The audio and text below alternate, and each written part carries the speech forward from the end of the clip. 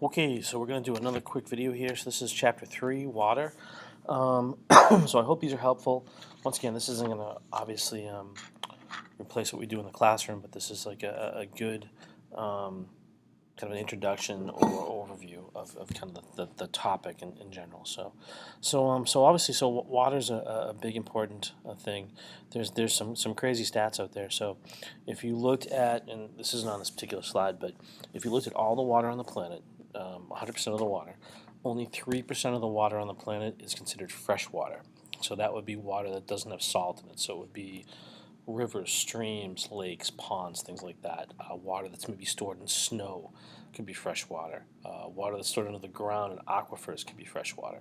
So only 3% of all the water on the planet is actually fresh water. Now, of that 3%, less than 1% of that is actually drinkable. So from a water use standpoint, I think we take for granted the amount of water that we actually have available for us. And of that 1% of the 3%, which is once again a super tiny amount, we use that water to wash clothing, to drink, to shower, to wash our cars, to irrigate your lawn and grass and those kind of things. The water is going to be a commodity that over the next 20, 30, 40 years is going to be something that's going to become an issue here for us on this planet. So kind of more of an environmental science topic, but I just thought it was an interesting aside. So leaving that kind of behind us, if we talk about water, water really helps understand the fitness of a particular environment. For example, the cleaner the water is, once again, we're talking about water, we're always going to talk about usually fresh water. The cleaner the water is, though, usually the better off that particular ecosystem is. For example, I'm going to throw a curveball here and use salt water here for a second. There's a song, I can't remember the name of the band, but it was from the 1970s. It was called, if you've been to a Red Sox game, you've probably heard it. It's called Dirty Water. Because, love that dirty water, so on and so on, Boston, you're my home, that kind of thing. And the idea behind that song is that back in the 60s and 70s, Boston Harbor was one of the filthiest waterways in the country. And, 30 to 40 years later, like in the, it's 2020 now, the water there is unbelievably clean. So I do a lot of fishing and fish in that area a lot, and it's amazing how clean the water has become. So water it can come back. And talking about the water being clean there, talking about the fitness, the amount of fish and life that's there in Boston Harbor now, you have animals as small, or organisms as small as krill and brine shrimp, to, believe it or not, actually humpback whales occasionally can be found in Boston Harbor, which is just amazing. But it shows you that there's a lot of life there. Life usually means that the water is cleaner, and so on and so forth. So living things obviously depend on water for their survival. So most cells are anywhere from 70 to 90% water, depending on what you are. We kind of fall in there as well, too. 3/4 of the earth is covered by water. Remember, only 3% of that water is fresh water, and only 1% of that water is water that's actually drinkable. We know that water exists in 3 phases. It exists as a solid, liquid, and gas, so either liquid water, ice, or water vapor when you have like a humid day. And then there are a number of properties that water have that we'll talk about over the course of this PowerPoint. So here are some of the properties of water that you may or may not know. So we'll talk about a few of them as we'll kind of go down as we start from the top, work our way down. So adhesion and cohesion. So there's these two terms are kind of interchangeable in some respects, but so adhesion and cohesion both defines things or talks about things that stick together. So cohesion is self-adhesion. So for example, when you sweat, water as you sweat runs down the surface of your skin and it actually sticks to your skin, which helps cool you. It's a really good heat reliever or remover or heat absorber, depending on what you're trying to do with it. But the fact that water sticks to you is adhesion. Water, gets on your desk. Water sticks to the desk, adhesion. You're using a straw and you're pulling water up through the straw. The water sticks to the side of the straw, and that's how it's able to pull up through the straw. Cohesion means water sticks to itself. So adhesion, other things, cohesion itself. Good solvents. Solvent is a word that can be used in a couple different ways. The solvents can be polar or non-polar. Polar solvents dissolve things that are polar. For example, we'll use water. Water is polar, which is number 5. Has the ability to form ions, which causes it to be polar, but we'll get to that a little bit more. So polar things dissolve in water. For example, sugar, salt, paper, um, Kool-Aid, all dissolves in water. So anything that you can mix with water and water will break that item down, or that thing will mix with water, you know that it's the same polarity, or in this case, polar, like water. Non-polar things do not mix with water. Fatty things, waxy things, um, your skin is non-polar. How do I know? The water sticks to the outside, doesn't get absorbed inside, right? So your skin is a non-polar um, substance. So water does not absorb into your skin. Otherwise, every time you take a shower, you'd blow up like a sponge, right? Whereas there are polar things that allow that mix or react with water. So water is a good solvent for living things because living things tend to be polar for the most part. Now, are we polar on the outside, non-polar on the outside? Yes. In the inside, no. We have things that are more polar depending on where we are in our body. Hydrogen bonds. So how water makes 4 hydrogen bonds. If you go back to the prior PowerPoint, we talked about how water is made of oxygen and 2 hydrogens, and there are 2 slightly negative sides and 2 slightly positive sides. This is why it can make 4 hydrogen bonds. Water, ironically, is the only molecule on the planet that when it's colder, it takes up more space. It actually expands when it gets cold, so it becomes less dense. So water, if you look at the water molecule has an oxygen up top here, and 2 hydrogens. Kind of looks like a little V, right? Well, as water gets cold, the angle between the oxygen and the hydrogen atoms actually gets greater, so it actually expands a little bit. As it expands, it takes up more space and therefore is less dense.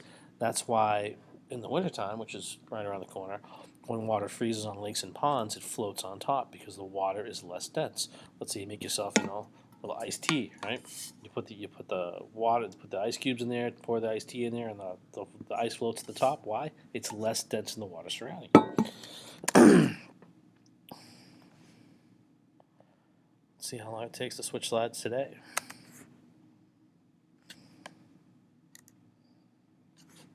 Okay. So here's that picture again that you saw earlier in chapter 2. So once again, water's polar. The reason water's polar is we talked about fat guys and skinny guys. So we have a fat guy. Fat guy is the oxygen. Why is it fat? It's got 8 protons. Hydrogen has 1 proton. So the pull on electrons by oxygen is 8 times stronger than that of hydrogen. Why? There's 8 protons pulling on electrons, as opposed to only 1 proton pulling on electrons. So when they make this covalent bond here between hydrogen and oxygen, what happens is the electron, instead of being equally shared between the 2 atoms, it actually gets a little close to oxygen, causing it to be slightly negative on one side and slightly positive on the other side. The reason there's 2 slightly negatives and 2 slightly positives is you have 2 hydrogens. So there's a slightly negative on one side and a slightly positive on the other, and a slightly negative and slightly positive. Here's an example of how how water makes 4 hydrogen bonds. Remember we talked about in the first video, chapter 2, about how hydrogen bonds are weak interactions between hydrogen and some other thing. In this case, hydrogen being slightly positive in the water molecule, and the oxygen, the second water molecule, the adjacent water molecule, is slightly negative, forming that bond. How do we break that bond? Super easy. Heat it up. As you heat the water, the atoms are more energized, they move around, and that bond can actually break. As you cool it, they recondense and make your water again. Hydrogen bonding orders water into a higher level of structural organization. Whew. What do they mean by that? Okay, so if every water molecule makes 4 bonds like this, right, and if you stacked this whole thing up, what you would see is that the angles between all of these water molecules are going to be the same. So you're going to have another water molecule here and another one here, and you get this really cool looking structure that the water molecules are basically floating in space, if you will, all kind of equally connected to one another. That's what they mean by this organization. Water has extraordinary properties that emerge as consequences of its polarity. Here are some of these properties. So once again, that cohesive behavior. So water sticks to itself.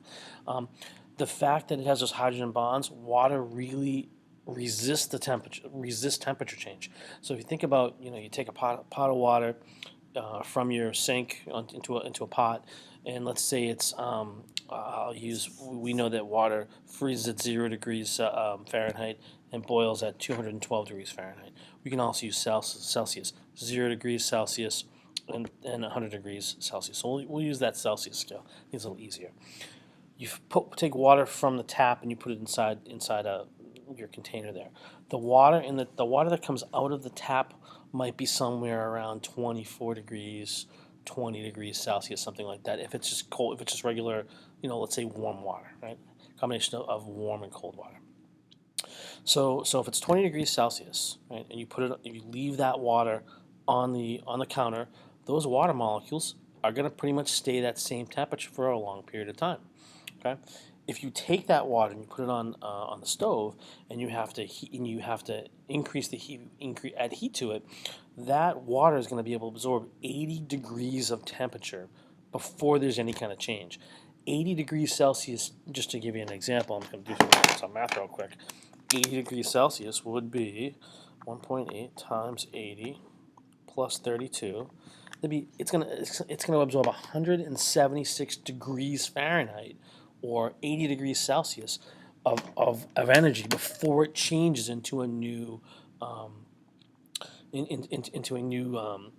state of matter, in this case, which would be a vapor. If we talk about freezing, right, the same thing applies. The amount of energy you have to withdraw from it, because you're actually pulling energy out of the water to get it colder, it's going to take, in this case, if it starts off as 20 degrees or 30 degrees, let's say, it's going to have to actually absorb even that 20 degrees out of the water in order for it to change the state of freeze. And once again, it's a versatile solvent. Many of the things that we talk about dissolve and work with water.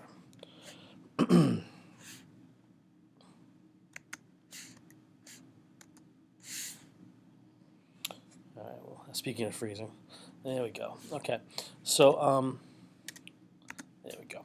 So organisms depend on cohesion of water molecules. Okay, so you think of something as simple as you think of organisms that live on ponds. I'll use those tiny little insects, those little bugs that live on ponds, right? And this is kind of more for the second part, I would think. So there are organisms that live actually on top of the water, like insects, right? And they look like they're standing on the water. The reason they can do that is once again one of these properties of water. The fact that water molecules stick together, it causes this tension or surface tension on the water, which allows those organisms to sit there, right? They might do things like mate, lay eggs there. So it's a really important concept for those particular organisms.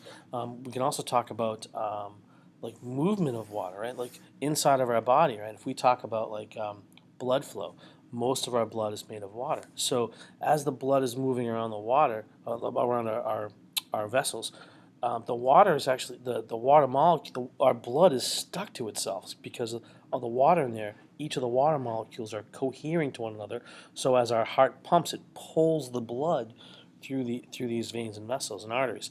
If we're not able to pull the blood, if water didn't stick to itself, we would have a really hard time moving liquids in and around our cardiovascular system.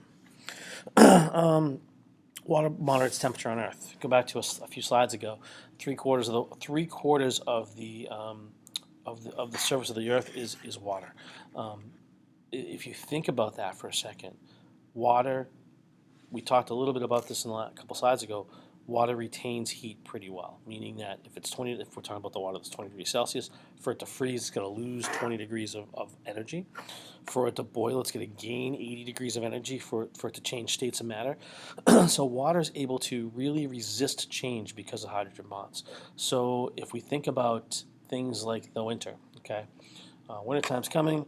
When it gets cold, the water in some places, like I'll use like oceans for example, it almost never freezes in oceans for a number of reasons. One, currents of the oceans, which the moon causes the currents in the oceans to happen, the salt level in the ocean, which resists change, but it's actually the properties of water that really allow that to happen. The fact that it's such a vast expanse that even if you pull the salt out, even if you didn't move the oceans around, it probably still would not freeze. Have a better chance, but it probably still wouldn't freeze. You think of smaller bodies of water, like if you have a puddle outside your house, and it rains and then it gets cold the next day, that puddle freezes relatively quickly compared to like a pond or a lake. And the reason why is it's a smaller area to absorb, to have the heat extracted from it. But but in either case, water has this what they call a high specific heat, so it really resists change in temperature, high or cold, pretty well. Um, we can talk about things like evaporative cooling. So I'll go back to us. One of the ways that we want to maintain a normal internal body temperature, which is roughly on average 98.6 degrees or 37 degrees Celsius. If you get too warm because you're exercising or it's hot outside, you sweat. Why? You lose water. That water then sticks to your skin because water has that ability to adhere to things, and we then cool our body. The water will actually extract the heat from our body and then allows our body to cool off. Let's see. Let's look at a couple more. Once again, sorry for the delay or freezing of my computer here. I'm going to blame the internet on this one. Okay, so once again, here's here are two images here.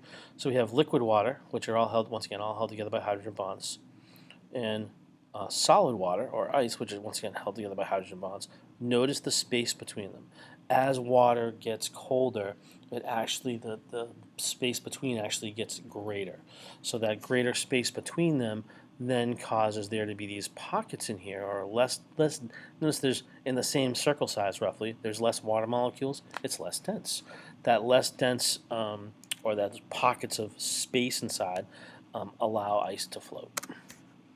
Couple terms that you definitely need to know as we move along: hydrophilic, hydrophobic. Hydro, obviously water. Philic means to love. Phobia is a fear.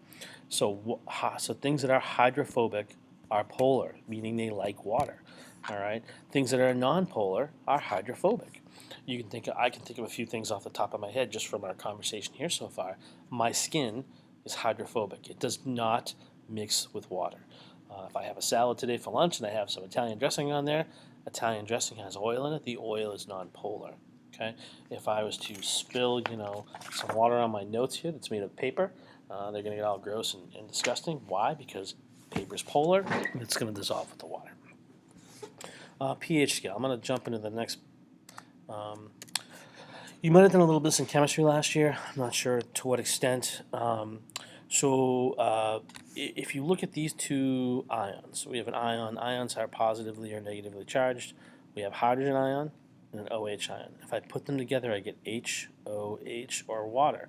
So acids and bases have to do with either how much H you have, H plus, which is acid, or how much OH you have, which is basic. Acidic things tend to have more hydrogen ions than basic things.